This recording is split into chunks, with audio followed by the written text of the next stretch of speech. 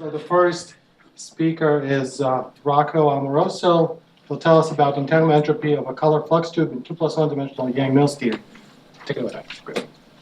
So yeah, as introduced, I'm Rocco, and today I'll be talking about entanglement entropy for color flux tube and 2+1D Yang-Mills theory. I worked on this with Sergey Saritsyn and Raju Venugopalan, who's in the audience today. And yeah, this goes over two papers, one that we put out last month, and one that we're going to put out hopefully by the end of this month. So motivation, the QCD string is it's a pure spatially extended state of gluons, and the dynamics of the QCD string are important in a lot of contexts. This is a confinement meeting, so I assume you all are already interested in the QCD string. So our goal is to study quantum correlations between parts of a static QCD string. To do this, we study pure SU2, 2+1D Yang-Mills at T equals 1/2 Tc as an approximation for the zero temperature. We use static heavy quarks as sources, and we use Renyi entanglement entropy as a measure of quantum correlations. So briefly overviewing things, entanglement entropy, Renyi entropy, the reduced density matrix, we take that by region A. We take that by tracing over the region A complement, all the degrees of freedom in A complement of the global density matrix, and the von Neumann entanglement entropy is then trace of rho log rho. This can also be expressed as the derivative of the log of trace of the density matrix to power q at q evaluated at q equals 1. And with this in mind, the Renyi entanglement entropy is this, which is essentially a discrete derivative. It's this log trace of rho to the q, the discrete derivative of that, and it's defined for an integer q. Since it's defined as integer q, and that's what's going to be useful in the lattice, we're not that interested in this extrapolation to q equals 1, which would recover the von Neumann entropy. But we just are interested in the Renyi entanglement entropy of order 2 in the context of this paper as a valid entanglement measure. So there are a lot of difficulties with entanglement entropy in gauge field theories. Namely, it's UV divergent. Okay, so studying the quantity by itself is not very useful. You have to do something to it to make it useful. The Hilbert space of gauge invariant states is also non-factorizable. So we have gauge invariant states. And if you want to, as you typically do when calculating gauge entanglement entropy, you split it into regions A and A complement. Well, you can't express it as a tensor product of gauge invariant states on A and gauge invariant states on A complement. So we have to do something about that. So we need a gauge invariant definition and a lattice implementation. So what we want is a measure of entanglement for the physical object, the flux tube, that's gauge invariant and finite. And we do this by calculating the excess entropy, the excess entanglement entropy due to the color flux tube over vacuums. So, entanglement entropy and gauge theories, we're going to talk about the gauge invariant issue first, and then I'm going to talk about the finite issue next. So there's a very rich body of literature that talks about this, but I'm going to give a brief treatment here for completeness, just to show that we did our homework. So yes, the Hilbert space of gauge invariant states is non-factorizable, so we immediately run into some trouble of if we want to take this definition here of the partial trace of the density matrix to get the reduced density matrix, that would immediately run into trouble. So yeah, and we can see this by this Hilbert space is, yeah, so it's not a tensor product of these two gauge invariant subspaces, as we can see by a state generated by a Wilson loop that crosses the boundary. Because if we wanted to decompose this into two states that factorize, then they would be generated by this partial Wilson loop that starts and ends on the boundary, and of course that's not gauge invariant.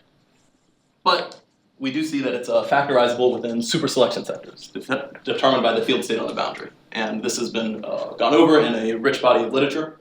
But to give it very briefly, if you have the operators that are generated just by the states that are generated by operators just in A, and the operators that are generated, the operators just in A complement, and we exclude all these states across the boundary, like this one depicted above, then it takes, if we choose the right basis, it will take block diagonal form. Okay, so we can write the density matrix of that algebra that's just states that belong to A, just states that belong to A complement. And if we do that, the density matrix will also take block diagonal form, and all of these blocks will be factorizable. Okay, so then up to each superselection sector, we can factorize this to get to the reduced density matrix for A. There are a lot of different ways to do this, split it between A and A complement formally. But we work with the electric center convention.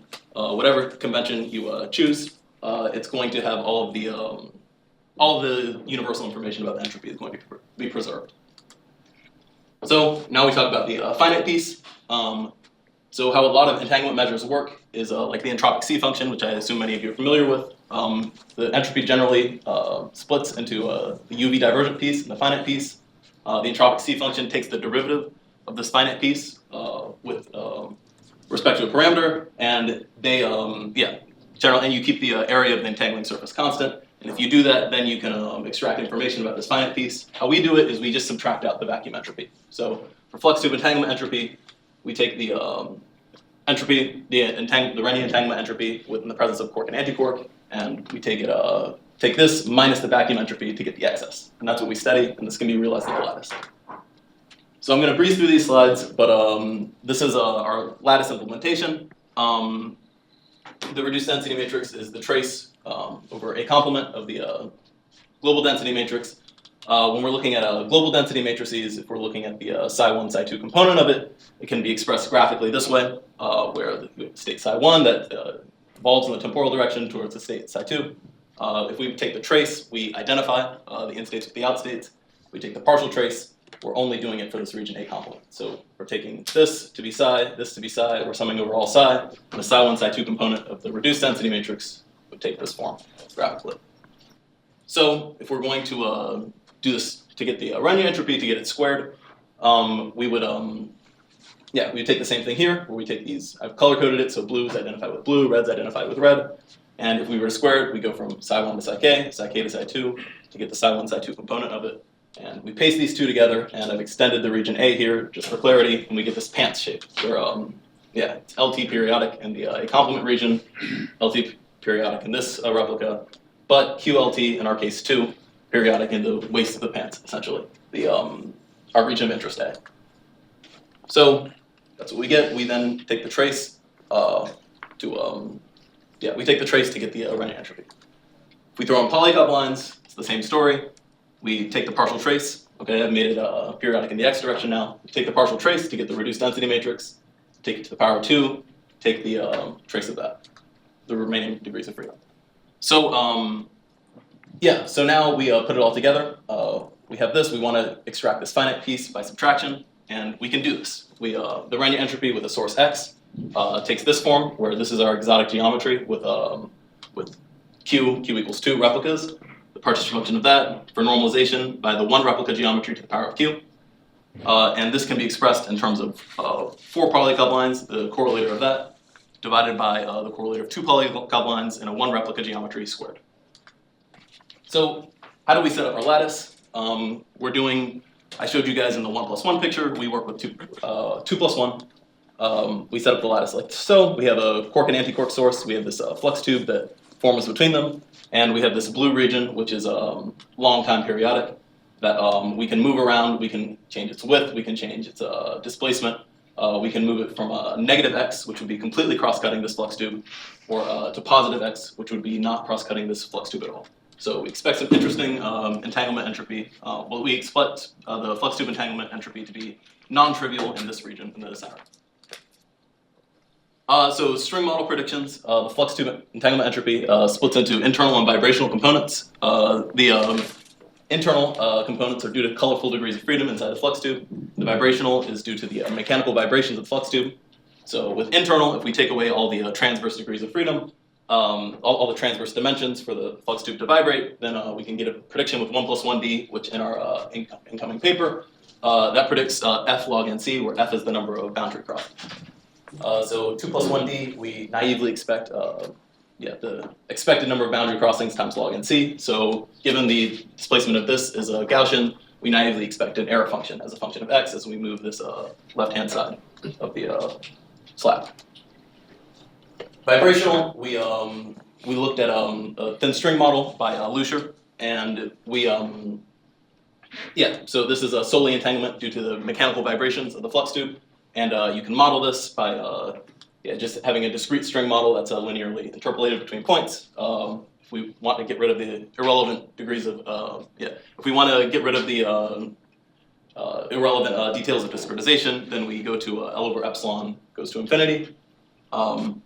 And doing so, we get these results. This quarter log is should be the third log is very familiar to people who do conformal field theory and entanglement entropy. We get quarter log for running entropy as is predicted. Yeah, and I'll speed it up through the results. So finite entanglement entropy, we want to prove that it's finite numerically. We take constant slab width of 0.23 over root sigma and constant string length of 0.69 over root sigma.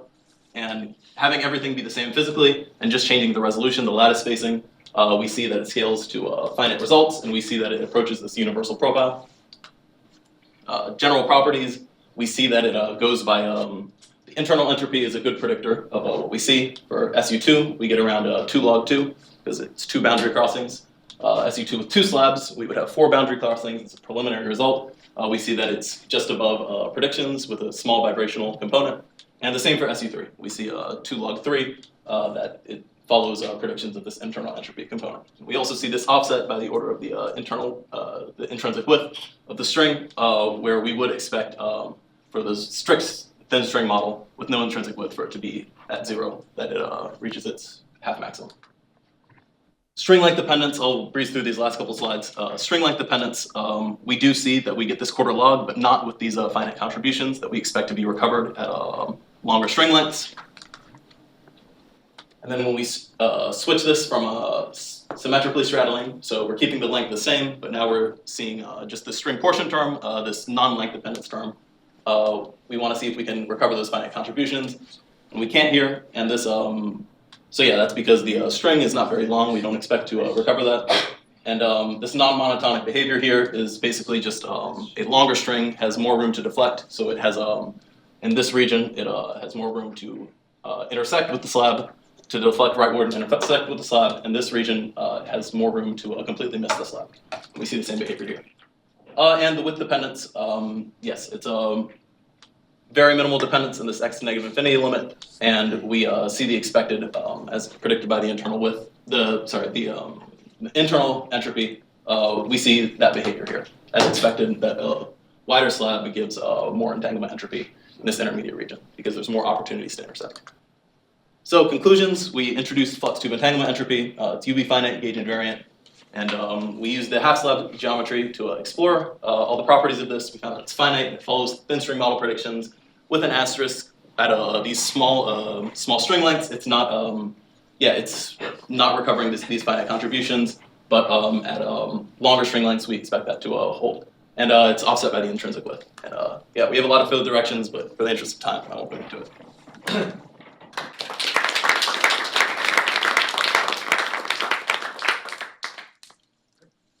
So if you take n to infinity, but keeping string tension fixed, do you expect the answer still to be finite, or it will be infinite? No, we don't expect it to be finite, because yeah, we've tested for SU2 and SU3, and we're seeing this strict scaling with log NC. Did you try to use different boundary conditions to preserve gauge invariance, and to see to what extent it depends on these boundary conditions? Yes. So we so one thing is we okay, I can't find the slide, but yeah, basically we've had these links between boundary sites. We've had them included in our region A, so we're having them be long time periodic and short time periodic, and we get the same answer in the continuum limit. Okay, in the interest of time, thank you.